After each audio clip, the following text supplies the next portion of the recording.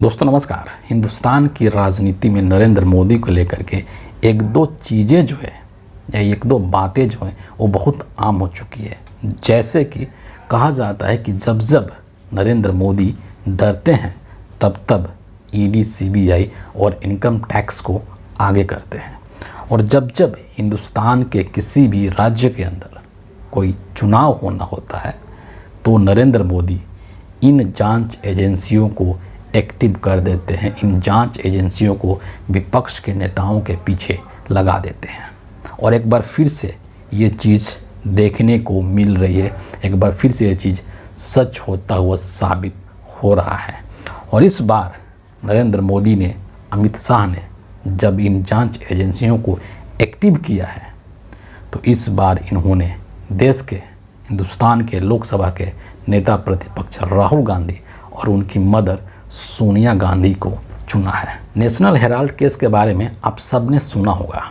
हालांकि इस वीडियो में मैं नेशनल हेराल्ड केस के बारे में डिटेल में बात नहीं करने वाला हूँ। वो क्या मामला है उसके बारे में नेक्स्ट वीडियो में मैं बहुत ही डिटेल्स में बात करूँगा। लेकिन अभी फ़िलहाल आप ये समझ लीजिए सिर्फ कि इस नेशनल हेराल्ड केस में मनी लॉन्ड्रिंग के मामले को लेकर के ईडी ने, प्रवर्तन निदेशालय, इन्फोर्समेंट डायरेक्टरेट ने एक तरीके से चार्जशीट दाखिल किया है राहुल गांधी और उनकी मदर सोनिया गांधी के खिलाफ। और यही दो लोग नहीं हैं, बल्कि कांग्रेस पार्टी के और भी कई सारे लोग हैं, जैसे सैम पित्रोदा का भी नाम है, और एक और हैं सुमन दुबे, जो कि राजीव गांधी फाउंडेशन के ट्रस्टी हैं।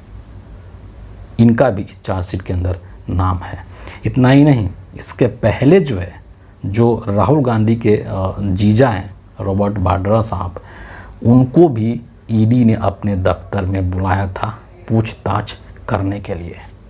और जैसे ही ये सब जो खबरें हैं, ये जो न्यूज़ हैं, वो निकल कर के बाहर आई, हिंदुस्तान की जो गोदी मीडिया के लोग हैं वो मेढक की तरह उछलने लगे।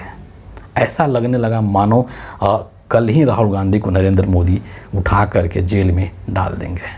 इस तरीके से गोदी मीडिया के तमाम जो न्यूज़ एंकर्स हैं, दरबारी पत्रकार हैं, गुलाम पत्रकार हैं, वो सभी के सभी एकदम उछलने लग गए। लेकिन ये चीज़ यहाँ पर समझना बेहद ज़रूरी है कि इस वक्त में ये सब चीज़ें नरेंद्र मोदी क्यों कर रहे हैं, अमित शाह ये सब चीज़ें क्यों कर रहे हैं, और इसके पीछे असली वजह क्या है उसको समझना बेहद ज़रूरी है। और भी कुछ चीज़ें मैं इस केस को लेकर के यहाँ पर बताऊँगा, इस मामले को लेकर के।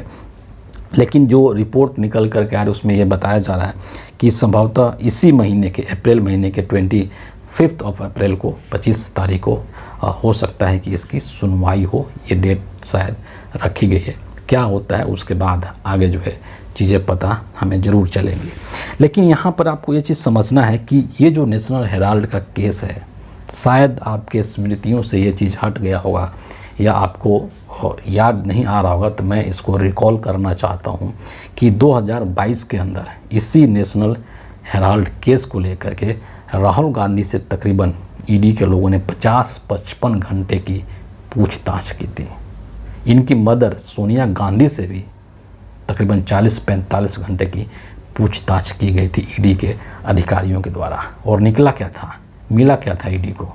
बाबा जी का ठुल्लू मिला था, बनारस का बड़ा वाला लड्डू मिला था, कुछ नहीं मिला था, हाथ में कुछ नहीं लगा था।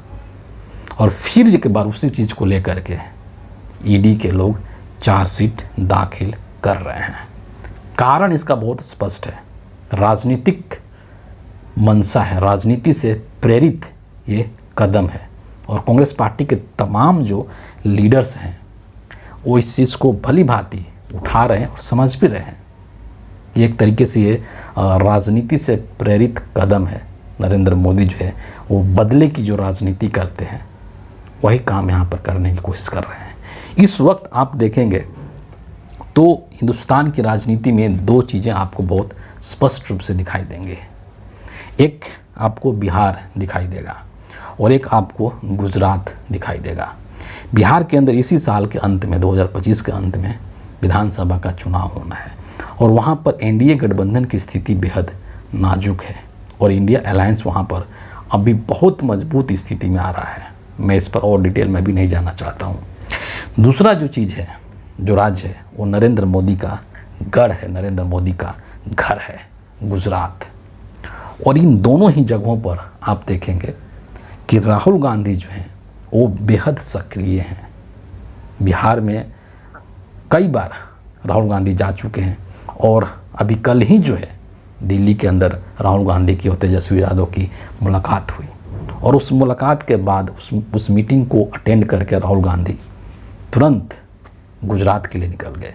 और गुजरात में एक जो बदलाव की जाए कांग्रेस पार्टी के द्वारा, वो बदलाव बहुत ही सकारात्मक दिशा में जा रहा है। और अगले 2 सालों के बाद जब वहाँ पर 2-2.25 सालों के बाद जब वहाँ पर चुनाव होगा तो वहाँ पर कांग्रेस पार्टी बहुत बेहतर तरीके से कमबैक कर सकती है, सरकार बनाने की स्थिति में आ सकती है।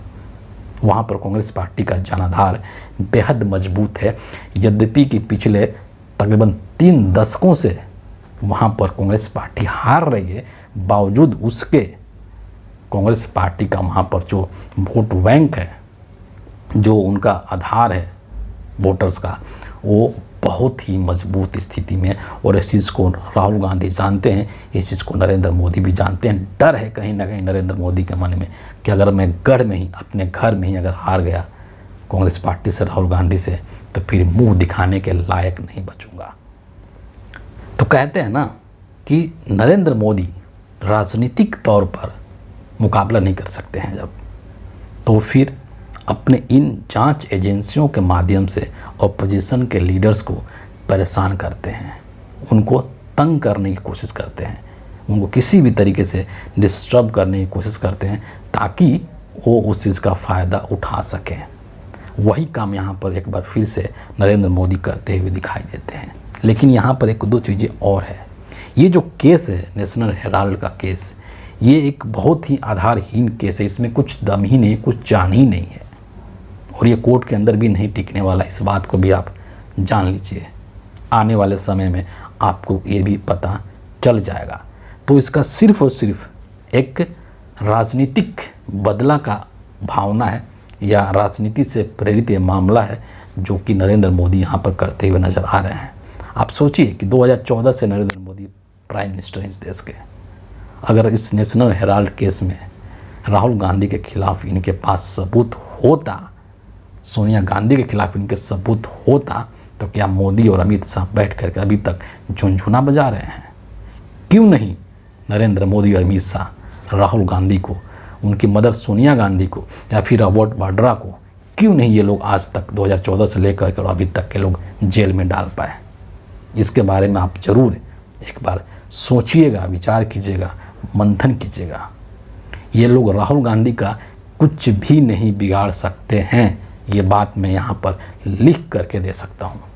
गोदी मीडिया के लोगों को जितना उछलना है उछल लेने दीजिए, क्योंकि इस केस में कोई मेरिट ही नहीं है, कुछ है ही नहीं इसके अंदर, ऐसा कुछ तथ्य ही नहीं है, कोई प्रमाण ही नहीं है, कोई सबूत ही नहीं है जिसके बदौलत ये लोग साबित कर सकें कि इसमें राहुल गांधी और सोनिया गांधी दोषी हैं या इन्होंने मनी लॉन्ड्रिंग की है। ऐसा कुछ है ही नहीं।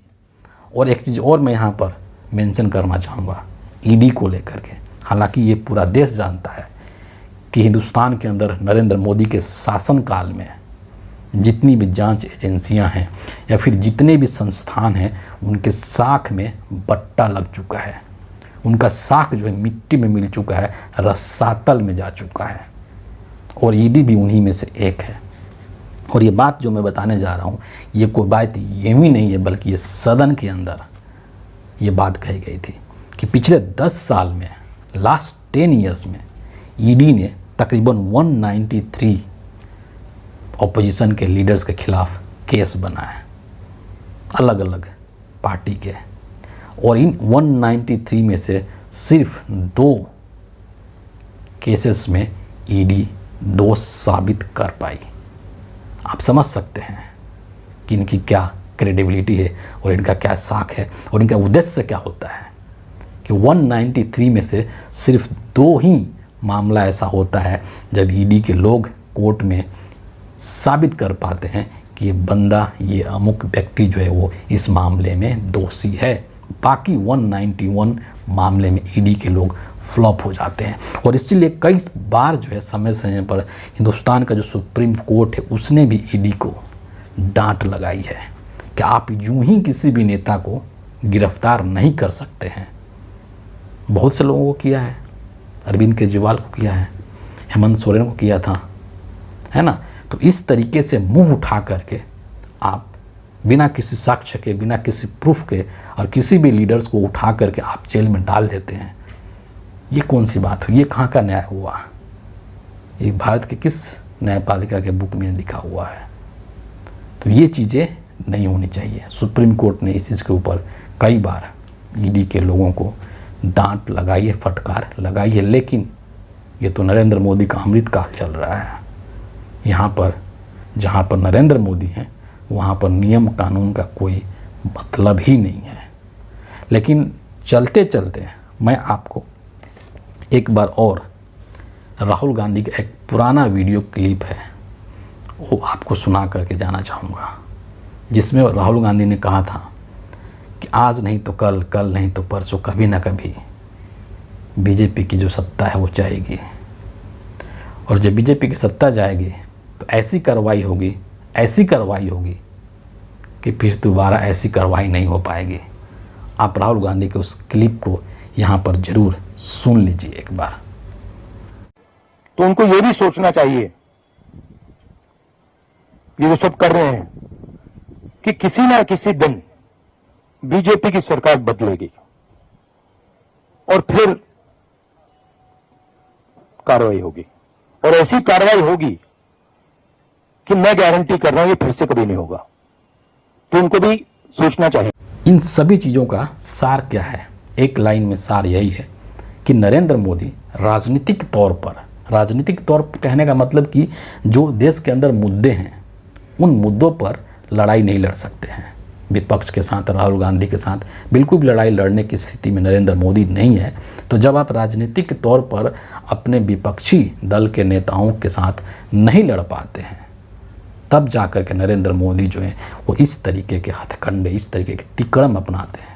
कभी जांच एजेंसियों को आगे करके, कभी चुनाव आयोग के मदद से चुनावी प्रक्रिया को ही दूषित करके और अपना राजनीतिक लाभ उठाने की कोशिश करते हैं। लेकिन कब तक चलेगा ये सब?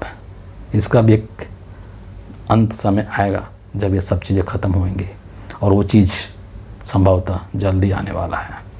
फिलहाल इस वीडियो के लिए इतना ही है, और अब अगर आपको हमारा वीडियो अच्छा लगता हो तो इसको ज़रूर एक लाइक कर दीजिए, शेयर कर दीजिए, हमारे चैनल को सब्सक्राइब करके बेल आइकन को जरूर प्रेस कीजिए।